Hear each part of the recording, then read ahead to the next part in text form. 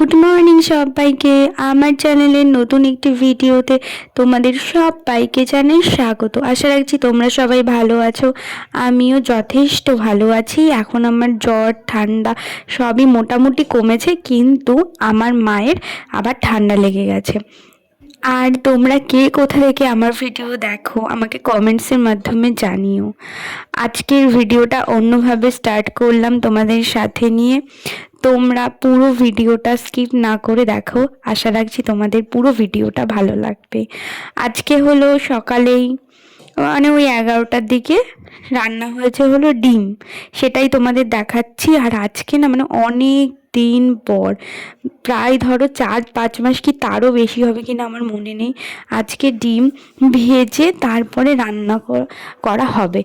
আমি ভেজে রান্না করে খেতে আমার একদমই ভালো লাগে না। আমি সবসময় মানে সেদ্ধটাই আমার পছন্দ, সেদ্ধ ডিমে যেভাবে রান্না হয় আর কি সেরকমই আমার পছন্দ। কিন্তু আজকে অন্যভাবে রান্না হবে, অনেক দিন পর খেতে ইচ্ছে করলো।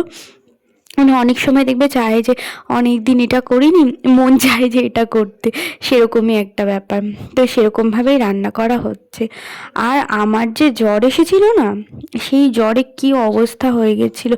আর এখনকার যে জ্বরটা আসছে না, মানে সেটা একবারে জ্বরের ওষুধ খেলে কখনোই কমছে না, সেটা 2-3 বার করে ও জ্বরের ওষুধ খেতে হচ্ছে, তারপরে মনে হয় কমছে। আমার তো 1.5 দিন মানে আমি কষ্ট পেয়েছি এই জ্বরে। আমি তো লিটারেলি টেনশনে পড়ে গেছিলাম যে আমার কী জ্বর আসলো যেটা কমছেই না। জানো তো, এইভাবে আমার হয়েছিল একবার ছোটোবেলায়, যখন আমার মানে 2 দিন কি 3 দিন বয়স। আমার মা গল্প বলেছে, তখন আমি হসপিটাল থেকে আমাকে বাড়ি নিয়ে এসেছে, ফার্স্ট সেকেন্ড ডেতেই মেবি নিয়ে এসেছে। তো তার পরের দিন রাত্রির বেলা আমার তো ডবল নিউমোনিয়া হয়ে গেছিল। আমি অত ছোট ছিলাম তখনই। এইবার অত রাত্রিরবেলা বুঝতে পারিনি কি হয়ে গেছে। তারপর রাত্রির 12টা ওই 11টার সময় ডক্টর ডেকে নিয়ে এসেছে। ডক্টর বলেছে ডবল নিউমোনিয়া হয়ে গেছে। তো তারপরে প্রেসক্রিপশান দিয়েছে, ইঞ্জেকশন লিখে দিয়েছে যে এটা এখনই আনতে হবে, না হলে বাচ্চাটাকে বাঁচানো যাবে না, মানে আমাকে বাঁচানো যাবে না। তারপর তো মানে যেরকম করে বাবা মারা, জানোই তো তোমরা সবাই যে একটা বাচ্চার শরীর খারাপ হলে, আর ওরকম 3 দিন বয়স আমার ছিল। তো তারপরে সেই বাবা কি করবে অত রাত্রির বেলা, মানে কোনো দোকান খোলা নেই, সেই 11:30 12:30 বাজে। মানে অনেকটা মানে একটা দুটো স্টেশন সাইকেল নিয়ে চলে গেছিলো। যাওয়ার পরে তারপরে মানে একটা ওষুধের দোকান হাফ বন্ধ করেছিল। এবার উনি মানে তালাটা দেবেই এরকম একটা সিচুয়েশান। তো তখন আমার বাবা গিয়ে লিটারেলি রিকোয়েস্ট করে, মানে যেভাবে পারে একটা মানুষকে বাঁচাতে গেলে তোমরা তো বুঝতেই পারছো, তো সেরকমভাবে প্রচুর রিকোয়েস্ট করে করে তারপরে ওষুধটা ইঞ্জেকশনটা নিয়ে আসতে পেরেছিল।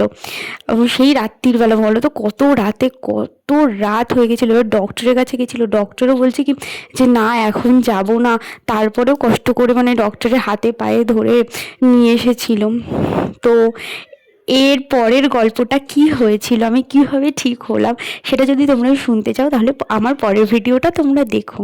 এই দেখো, তোমাদের সাথে কথা বলতে বলতে অর্ধেক রান্না মা করেই ফেলেছে। আর আজকে আমাদের বাড়িতে রান্না হয়েছে কি কি বলো তো, বেগুন ভর্তা, যেটা আমার মা ফেসবুকে রেসিপি দেখে করেছে।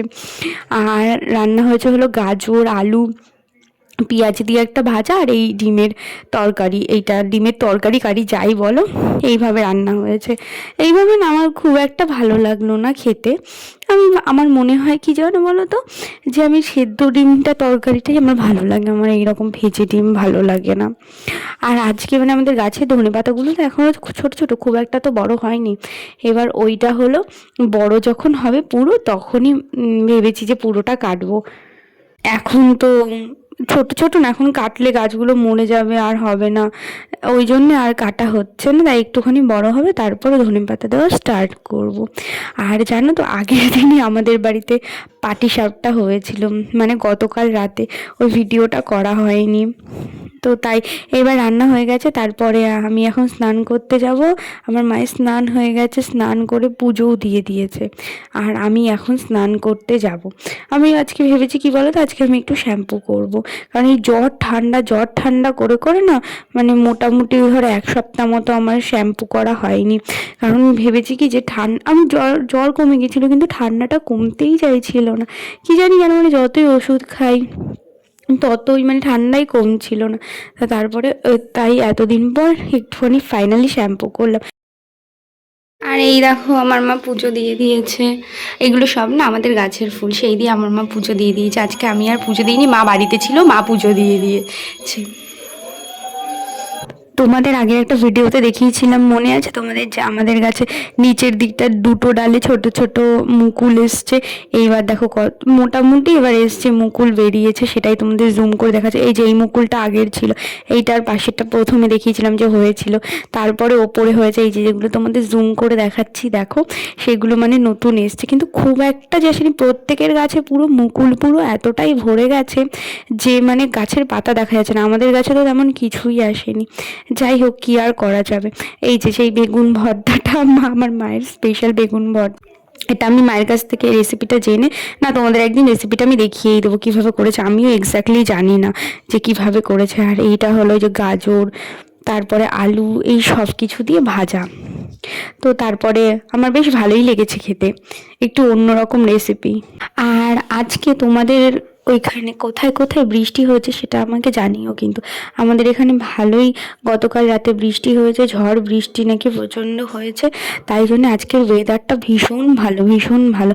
আর আমার একটা ফ্লিপকার্ট মিনিটস থেকে একটা পার্সেল চলে, সেটা 10 মিনিটসে দিয়ে যায়। তোমাদের তো বলেইছিলাম আগের 2-3টে মেবি ভিডিওতে। এই এনভির পারফিউমটা নিয়েছি, তো এইটাই আমার মানে এই এনভির ব্ল্যাকটা আমার ফার্স্ট টাইম। এটার একটা হোয়াইট ভার্সন আছে না, সেটা আমি ইউজ করে ফেলেছি, কিন্তু তারপরে ভাবলাম যে একটুখানি ব্ল্যাকটা নিয়ে দেখি যে কেমন লাগে আর কি। তাই জন্যই ব্ল্যাকটা নেওয়া, খুব একটা খারাপ না, ভালোই স্মেলটা খুব। আমার কি বলো তো, কোনো দিন জুতো, পারফিউম আর লিপস্টিক জীবনে আমার মনে হয় মনের মতো হয় না, আমি যত দামি কিনি না কেন, কি জানি কেন। তো তারপরে এই দেখো, এই আমার না ওই যে আরেকটা ক্রিম রোল যেটা দোকানে পাওয়া যায় সেটা আমার খেতে ভালো লাগে না, এই ক্রিম রোলটা আমার দারুণ খেতে লাগে, তাই আমি এই ক্রিম রোলটাই খাই। কিন্তু ওই ক্রিম রোলটার থেকে এই ক্রিম রোলটা কিন্তু বেশি দাম, এটা কিন্তু 10 টাকা করে। তো আমার এটাই ভালো লাগে খেতে। এটা আরও একটা হয় চকলেট ফ্লেভার, সেটা অতটা ভালো লাগে না, এইটাই ভালো লাগে। চকলেট আমার অত পছন্দ না। আর আমি এখন খেয়ে নিচ্ছি। আজকে জামা কাপড় সকালে ধুয়ে দেওয়া হয়েছিল, জামা কাপড় কিছুই শোকায়নি, কারণ আজকে রোদই ওঠেনি। মানে রোদ উঠেছিল লাস্টের দিকে, ওই 1টা-1:30 নাগাদ রোদ উঠেছিল, তখন আবার রোদ উঠছে আবার চলে যাচ্ছে। আর আমি দোকানে গেছিলাম, আজকে খাবো হলো একটু চাউমিন, তো সেটা বানাতে হবে। আর একটা ফ্রুটি নিয়ে এসেছি, তো ফ্রুটিটা একটুখানি খাবো। আমার অনেক দিন ধরে ফ্রুটি খেতে মন চাইছিল, তাই আজকে একটুখানি ফ্রুটি খাবো।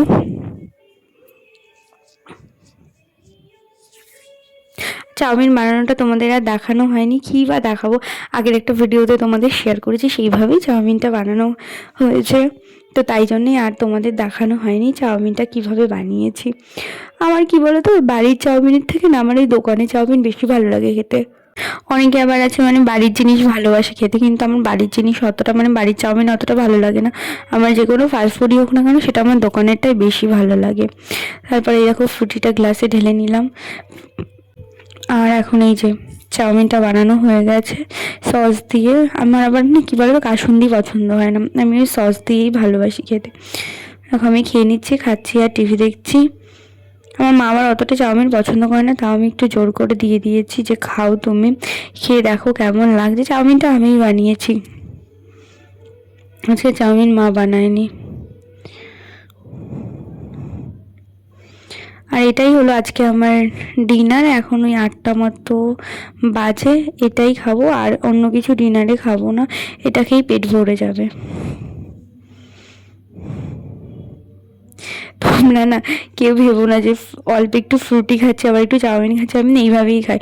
আমি যখন কোনো রেস্টুরেন্টে যাই, তখন আমি ধরো কোনো আইসক্রিম বা ডেজার্ট আনালাম বললাম, তো তখন আমি ওই মানে একটুখানি খাই, কিছু ফ্রাইড রাইস বা চিকেন শার্টে বা যাই হোক আমি খাই, সে একটুখানি খাই, আবার সেই মিষ্টি যেটা থাকে সেটাও আমি খাই।